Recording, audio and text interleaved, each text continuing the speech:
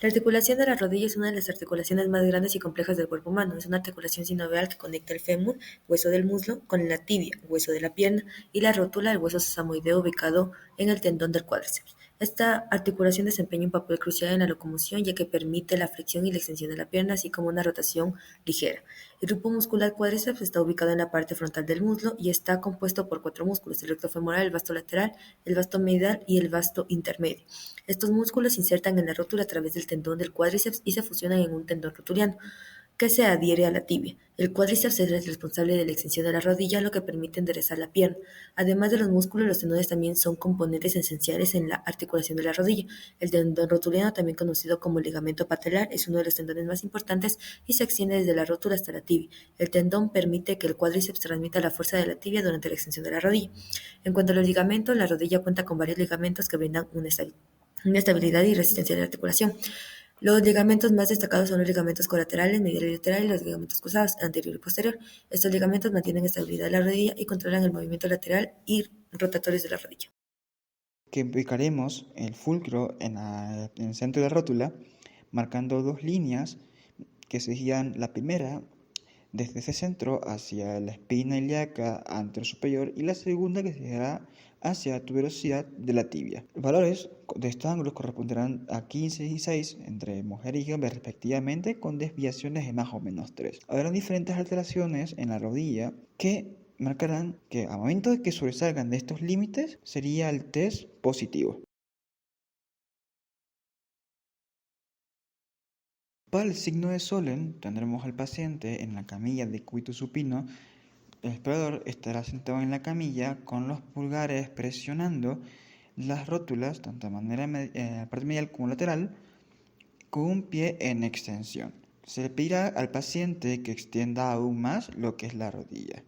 En este caso se valora la lesión de cartílago retropatelar y será positivo cuando aparezca un dolor en esta zona, tanto retro como paratelar.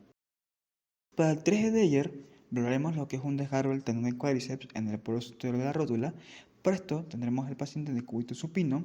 Nosotros de manera en la parte lateral, el miembro a valorar, vamos a pedirle al paciente que eleve la pierna con una extensión. Si al paciente resulta imposible realizar este movimiento, lo que vamos a hacer es estabilizar con las dos manos, palpar y presionar el tendón del cuádriceps de manera proximal y pedirle que realice lo que es el movimiento. Será positivo cuando el paciente, al momento de hacer la segunda vez, realice lo que es la extensión del cuádriceps. Para el test de Apley valoraremos tanto lo que es lesión de meniscos como de cápsula. Necesitamos que el paciente esté en decúbito prono con una flexión de 90 grados en la rodilla afectada. El evaluador, con su rodilla en manera más proximal, estabilizará lo que es la estructura y realizará lo que es una rotación de rodilla con presión para evaluar lo que es una lesión de meniscos. En caso contrario, para evaluar lo que es ligamentos o cápsula, se realizará una rotación y posteriormente una tracción. Si este valor es positivo. Para la prueba de McMurray, el paciente tendrá una flexión de rodilla y de cadera del miembro afectado. El explorador estabilizará la rodilla y la pierna y ejercerá un movimiento de rotación externa para valorar lesión del menisco interno y viceversa hará rotación interna para valorar menisco externo. Para la prueba de Bragar valoraremos de igual manera lo que es meniscos. En este caso, el paciente estará con flexión de rodilla a 90 grados. Los dedos índice y pulgar de la mano más próxima a la paciente palparán la hendidura articular lateral y medial. Y con la mano distal del paciente sujetaremos lo que es el calcáneo y realizaremos movimientos de rotación tanto interna como externa. Asimismo, sabemos que el test es positivo cuando el paciente refiere al dolor en la hendidura medial cuando hagamos rotación externa, sabiendo que afecta al menisco interno, y viceversa cuando refieran a la parte lateral, haciendo rotación interna, sabiendo que es el menisco externo. Para el signo de Stemann 1, el paciente en decúbito supino, el explorador le fija la rodilla desde la línea poplitea con la mano proximal y con la distal fijará desde el tercio medio de la pierna para realizar movimientos de rotación de manera forzada. Asimismo, valoraremos si existen lesiones de menisco interno o externo, dependiendo de los mecanismos que ya han sido mencionados anteriormente en las otras pruebas. Si refiere dolor, pues sabremos que el test es positivo. Para estimando, seguimos valorando lo que es los meniscos con paciente en decúbito supino, flexión de 90 grados. Estabilizamos las rodillas de la línea poplitea y la pierna del tercio distal de la tibia. Ejerceremos movimientos de rotación interna y externa de manera gradual hasta extender la pierna para identificar en qué punto de la flexión y en qué mecanismo del movimiento refiere el dolor para identificar si el test es positivo. Para la prueba de Wilson, para ver si existe una osteocondritis disecante, el paciente en decúbito supino con una flexión de rodilla 90 grados, explorador fijando la rodilla en forma de pinza sobre el hendidura articular y con la mano distal fijando lo que es la pierna, haremos una rotación interna y pedirle al paciente que extienda para valorar si existe dolor. Y asimismo, identificar en qué zona le duele para posteriormente pedirle que en rotación externa, en este caso, vuelva a hacer la extensión para ver si es que el dolor desaparece.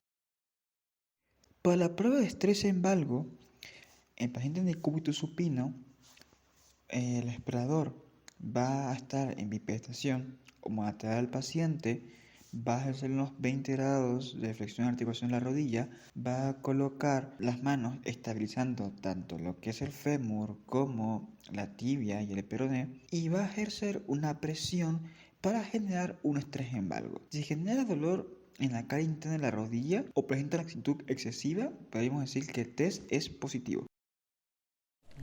La siguiente prueba es la prueba de estrés en valgo. Para este paciente debe estar en decúbito supino. Se le aplicará la rodilla en unos 20 grados. Se pondrá una presión a nivel del muslo interno y a nivel del malleolo externo y haremos flexión como para hacer bar. Si esta prueba es positiva, se quiere decir que tiene afectado lo que es el ligamento externo. La siguiente prueba es la prueba de la rótula bailarina.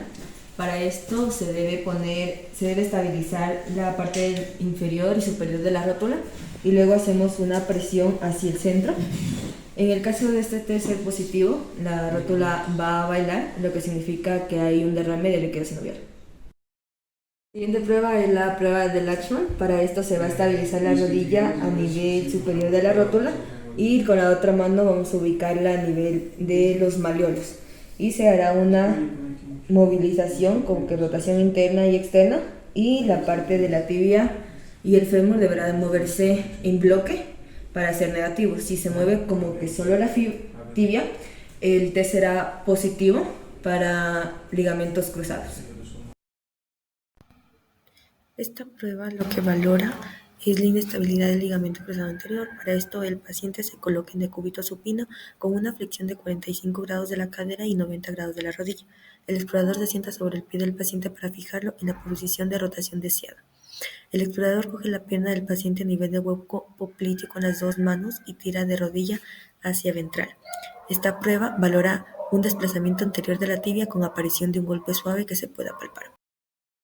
La prueba de cajón anterior valora el ligamento cruzado posterior. Para eso el paciente de igual manera en decúbito supino, en flexión de 45 grados de cadera y 90 grados de rodilla. La ubicación es idéntica a la prueba del cajón anterior. Valora cuando existe una lesión aislada del ligamento cruzado posterior. La traslación posterior máxima se produce cuando hay flexión y no se demuestra la traslación posterolateral ni en flexión ni cerca de la extensión.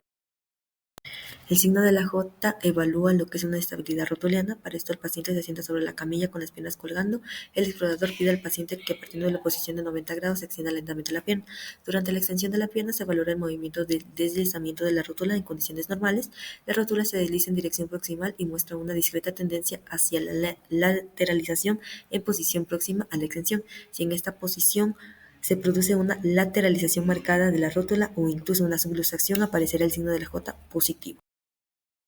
Prueba de desplazamiento pivotante valora una posible afectación del ligamento cruzado anterior. Para esto el paciente debe estar en decúbito supino, el explorador coge y fija con una mano el cóndilo femoral lateral y con los pulgares palpa la tibia proximal y el peroné. En caso de esta prueba ser positivo, el hecho de realizar la maniobra de provocación hace que la tibia del paciente se anteriorice y al flexionar la rodilla se puede percibir un crujido articular. En caso de esta prueba es importante tener en cuenta que se deben mantener los falsos positivos por si el paciente tiene una lesión completa del ligamento lateral interno o de la cintilla iliotibial. La prueba de crossover hace una valoración del ligamento cruzado anterior. Para ello, el paciente se coloca en bipedestación y el explorador le fija el pie de la pierna afectada. El paciente cruza la pierna sana sobre la enferma, para ello debe rotar la pelvis y la parte superior del cuerpo hacia el lado afectado. Con esto valoramos la contracción del cuádriceps que consigue producir en la pierna que queda fija a nivel del pie del fenómeno del desplazamiento pivotante lateral, pero sin que el paciente tenga la sensación inquietante de que se le va a romper la rodilla. La prueba de desplazamiento lateral del húmer valora una posible afectación por inestabilidad posterolateral en rotación de la articulación tibiofemoral que traduce una lesión del ligamento cruzado posterior. Para esto el paciente se coloca en decúbito supino flexionando las rodillas y la cadera a 90 grados. El explorador coge los dos pies y lo rota hacia externo máximo. Esto valora si la pierna del paciente del lado afectado rota hacia externo más que la contralateral y se produce un desplazamiento hacia atrás de la tuberosidad tibial. El paciente sufre una estabilidad posterolateral.